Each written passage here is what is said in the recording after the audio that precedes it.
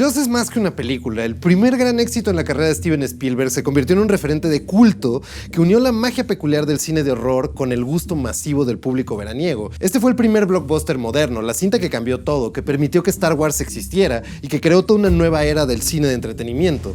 Al mismo tiempo, entre sus sanguinarias entrañas se esconde una profunda reflexión hollywoodense, una reflexión sobre los miedos conservadores de una sociedad, sobre las complejidades de su organización y sobre los viejos traumas de autoridad que fundamentan toda la paranoia estadounidense. Después de Jaws, Spielberg revivió la ufología, creó un género de alienígenas amigables, dio carne a la paranoia genética de Michael Crichton, completó los sueños de Stanley Kubrick, nos llevó un día horrible en las playas de Normandía y despertó la nostalgia de sueños multicolor en videojuegos futuros. Pero antes de que todo esto existiera, se juntaron tres hombres dispares para cazar un horror submarino, para perseguir el miedo detrás de la felicidad del verano, las fauces que se esconden entre dos notas estridentes y esos juegos de perspectiva entre víctima y victimario.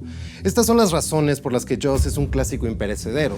Estas son las razones por las que casi medio siglo después este blockbuster primigenio sigue siendo uno de los grandes hitos de la cinematografía estadounidense.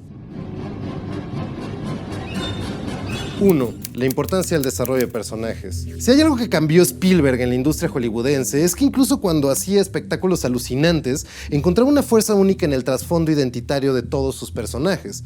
En Jaws, por ejemplo, todos los personajes son entrañables, empezando por ese héroe común que es el jefe de policía de Amity, el señor Martin Brody.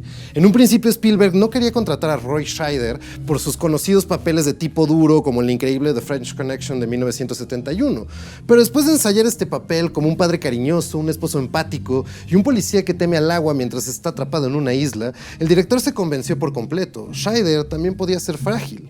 El acierto es evidente. Algunas de las escenas más recordadas de la película son esos momentos familiares de completa ternura, como cuando el hijo de Brody imita en la mesa los gestos de angustia de su papá mientras bebe.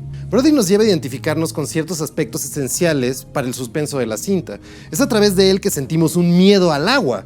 A través de él vivimos la desesperación de estar en alta mar sin poder nadar. Su valentía no está pues en la ausencia de miedo, sino en el miedo empático que llega a generar. We know all about you, Chief. You don't go in the water at all, do you? Some bad hat, Harry. Pero eso es solo el principio. La identificación con los personajes sirve para construir la esencia misma del suspenso y el horror en la película de Spielberg. Por eso todas las víctimas del tiburón tienen historia detrás, desde la juvenil Chrissy que solo quiere pasar un buen rato de relajo hippie, pasando por el hijo de una madre soltera desesperada masacrado sobre su colchoncito inflable, hasta el viejo barquero que conocía perfectamente las aguas y que termina descomponiéndose al interior de su bote mordisqueado. De la misma manera, el personaje de Queen, actuado por ese enorme Robert Shaw, y el científico Matt Hooper, interpretado genialmente también por Richard Dreyfuss, tienen historias de fondo que importan a la trama.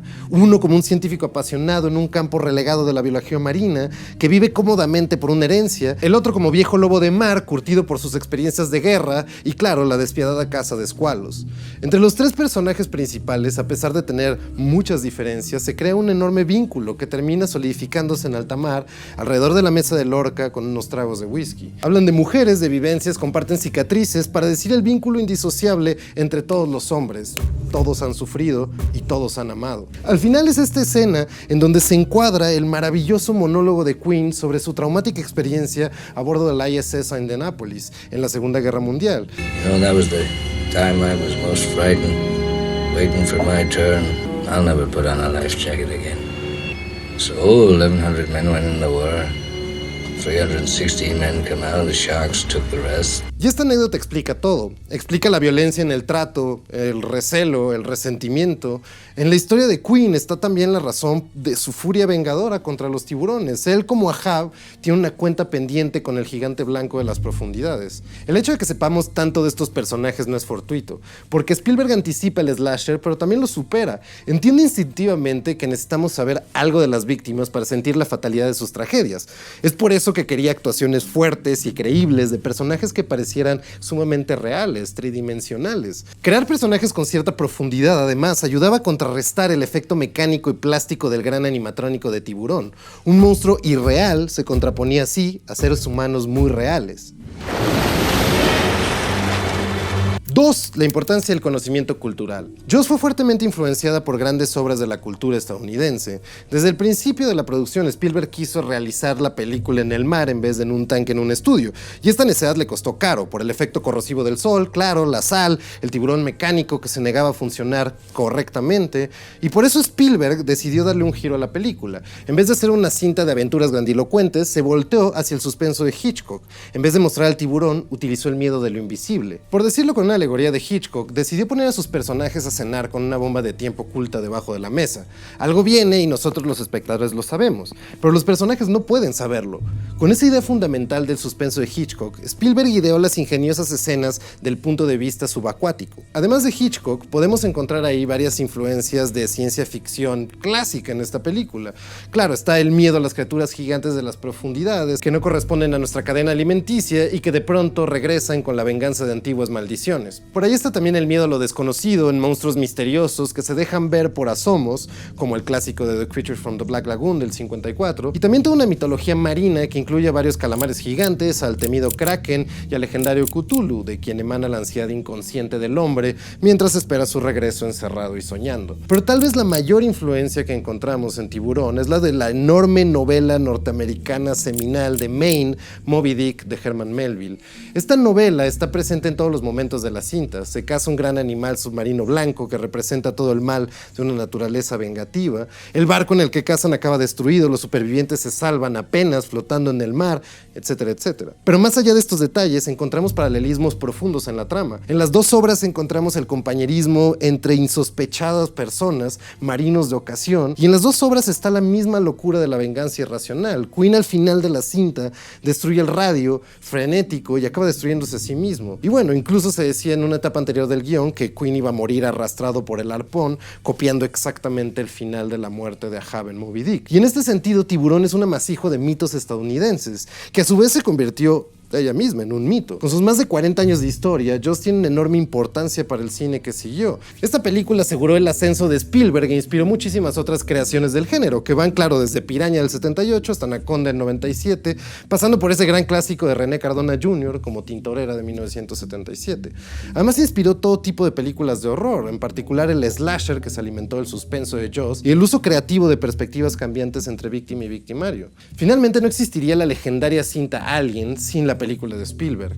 De hecho, se sabe que Ridley Scott la vendió a los productores como un tiburón en el espacio. Y por si fuera poco, Tiburón también cambió completamente la forma en que se distribuyen las películas. Antes de la película de Spielberg, los estrenos venían por partes. Se proyectaba primero la cinta en algunas salas selectas, se esperaba el consenso de la crítica y después se ampliaba o no se ampliaba la difusión. Pero esta cinta se estrenó en verano y no en invierno, cosa que nunca sucedía, en 400 salas al mismo tiempo, en vez de solo 5, y sobre todo fundamentó el éxito de una campaña publicitaria enormemente creativa, en el que se apoyaba en el increíble póster, en una enorme parafernalia de juguetes, artefactos, collarcitos con dientes de tiburón, etc. Las loncheras de Jurassic Park nacieron en ese lejano verano de 1975. Desde entonces, ese ha sido el esquema básico de distribución de las películas para el verano, y de ahí el eterno agradecimiento que siempre va a tener Hollywood hacia Spielberg. El director pensaba que por casi triplicar el costo de la película de 3.5 a 9 millones y pasarse 100 días al límite de tiempo de producción, no lo iban a volver a contratar nunca. Después de recaudar 400 millones en taquilla, es evidente que la historia se escribió diferente. 3. Por su importancia técnica. Parte considerable de los problemas que tuvo esta producción, como ya decíamos, y que fueron bastantes, se debió a la dificultad de crear un tiburón con animatronics y esta locura de meterlo en el Océano Pacífico. La cosa fue un desastre, el crew acabó quemado por el sol y la sal, los robots se descompusieron, todo se veía falso y los resultados empujaban a reescribir el guión cotidianamente. Al final, las tomas intercaladas de tiburones reales, con jaulas de escala reducida, la increíble edición de Verna Fields, que ganó un Oscar por esta película, y las actuaciones sólidas ayudaron a cambiar este potencial desastre en una producción de un enorme clásico. Todo esto ayudado, claro, por el increíble score original de John Williams, que también le valió un Oscar. Las variaciones a 2 notas tocadas por una tuba que se intercalan con una música de aventura muy alegre y motivacional, y que crearon este ambiente de miedo y desconcierto que ahora es una referencia inigualable para el cine de suspenso. Pero los logros técnicos de la película van mucho más allá por la creatividad de Spielberg, que utilizó detalles mínimos para instigar el terror. El ya mencionado uso de los puntos de vista que imitan la visión del tiburón en el agua, las increíbles tomas submarinas que siempre se ven desde abajo y dejan la oscuridad de las profundidades a nuestras espaldas, los injertos de libros científicos con esquemas que muestran cómo los tiburones cazan siguiendo el chapoteo de sus víctimas, el uso de indicadores para señalar al tiburón sin mostrarlo, como los barriles amarillos en la persecución, los acercamientos a la percepción aterrorizada de los cazados, como la pobre Crissy apretando con terror una boya, o esta increíble frase improvisada de Roy Scheider. You're gonna need a bigger boat. Además están los otros detalles mínimos en la dirección de arte que crean un efecto perfectamente logrado. La acumulación de familias, la presencia de víctimas indefensas como niños y ancianos, y sobre todo el uso muy cuidado del color rojo para señalar quiénes van a ser las víctimas y sobre todo resaltar estos momentos en que el océano se mancha de sangre. Vemos el antecedente de Saving Private Ryan con ese colchón inflable deshecho llegando a una playa bañada de rojo.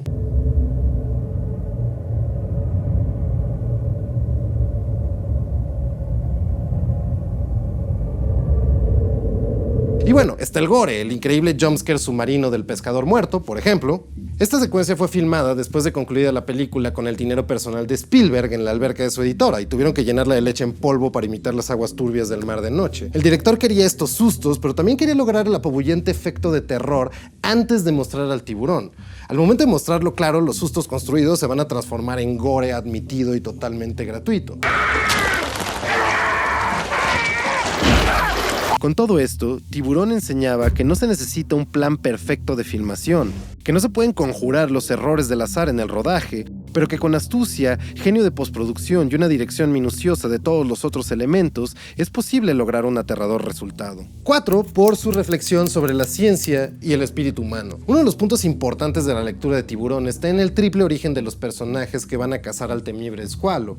Uno representa la riqueza y la ciencia, que es Hopper, otro la clase media y la honestidad bondadosa y familiar trabajadora, que es Brody, y el último la clase obrera, el saber práctico y la valentía, que es el tosco de Quinn. En la tensión entre estos personajes está fundamentada gran parte de su pensamiento, incrustado entre líneas de diálogo e imágenes. Primero hay disenso entre los tres hombres.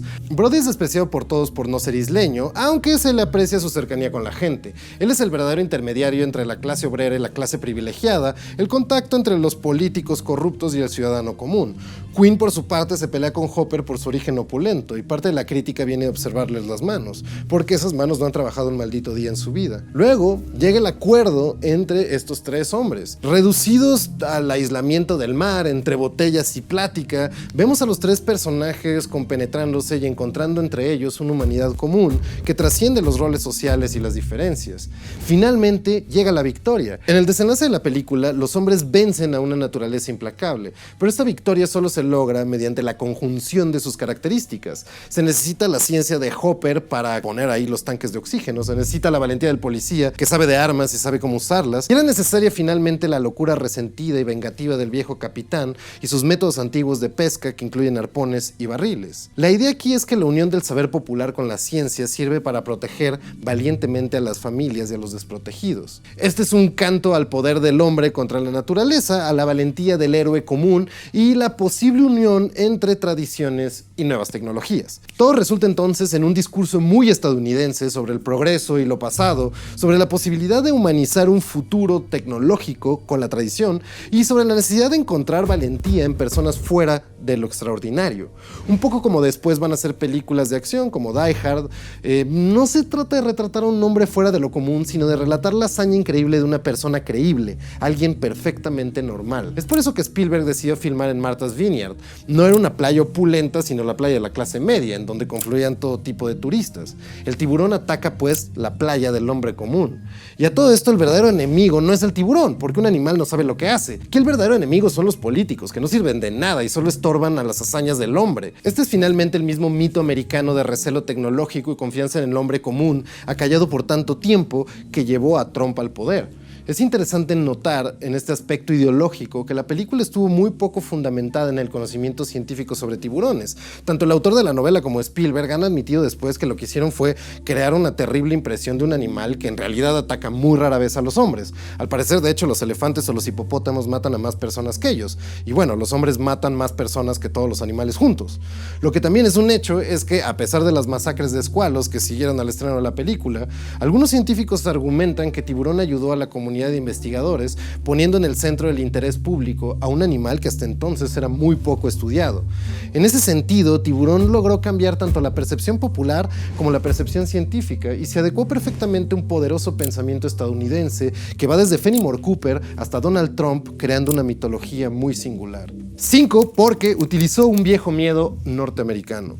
En Tiburón encontramos el miedo primario, algo que nos acecha desde las profundidades y que puede surgir en cualquier momento, el miedo a lo extraño en nuestro entorno familiar, a lo irracional en lo calculado, a la violencia incomprensible frente a las leyes humanas.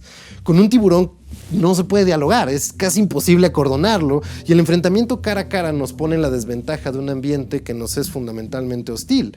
El tiburón lleva mucho tiempo en esta tierra, es el rey de otro ecosistema, es finalmente nuestra contraparte marítima, el depredador máximo de algunas otras regiones. Pero además, lo efectivo del miedo que retrata Spielberg está en que el tiburón destruye el ocio. Nuestro cotidiano se divide en algunos momentos placenteros dentro de una vida entregada al trabajo diario, y es en las escapadas a la playa, en las conversaciones entre whiskies, en las cenas acompañadas de vino, en las fogatas de noche con cerveza, en donde encontramos que somos más vulnerables, porque es cuando dejamos de controlar todo lo que nos rodea. Es en esos momentos de despreocupación cuando el terror que ataca se vuelve aún más terrorífico. No estamos listos para este golpe de angustia suplementaria en nuestros momentos de ocio. La noche es el momento del esparcimiento y del sueño, como la playa es la imagen prototípica de la vacación familiar y la despreocupación de los citadinos. Consideramos que las playas para vacacionar son nuestra posesión, un cacho de mar permitido para que los humanos se sientan seguros frente a un ecosistema enorme y que disfrutamos solamente casualmente cuando nos viene. Y ese es el miedo mítico que cultiva la película, el miedo a la intromisión de la violencia irracional e incomprensible, de algo que nos rebasa en medio de lo más tranquilo y familiar, de lo más placentero, de lo más relajado. Es por eso que las tomas submarinas son tan desconcertantes, y es por eso que en las escenas de relajación familiar en casa de Brody siempre vemos atrás el mar como una señal ominosa de algo que está perturbando la familiaridad del hogar. Es por eso que cuando vemos un signo máximo de relajamiento, como desnudez, alcohol, un colchón inflable, una pesca tranquila, sabemos que algo terrible va a suceder. Este suspenso del horror, mezclado con lo cotidiano y más aún con el ocio y con lo placentero, es un miedo común a todos y que Jaws explota con singular soltura.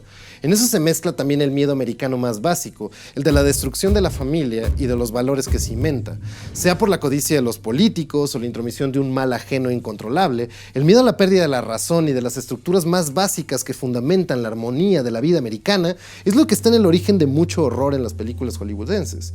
Encontramos a madres atacadas o a niños vulnerables, esposos cariñosos convertidos en psicópatas asesinos, lugares de vacación y esparcimiento transformados en parques de diversiones para algún lunático con machete. Encontramos nuestra intromisión en lugares que no deberíamos frecuentar, lugares que no entendemos y que regresan con la vieja maldición vengativa de lo incomprensible. Jaws es un prototipo maravilloso del horror americano, como solo lo pudo lograr un hombre que sabe mezclar perfectamente bien las paranoias de la destrucción del American Way of Life con las escenas de ternura familiar, la intromisión de lo increíble en lo cotidiano y la creación de películas para todo público que retratan temores para todas las edades. Es por eso mismo que Tiburón no envejece y que la película sigue teniendo un enorme impacto y una enorme actualidad, porque los miedos en realidad no envejecen y seguimos adorando el modo de vida americano que se sustenta en la estabilidad de las instituciones y los valores familiares que todos los días nos muestran su fragilidad.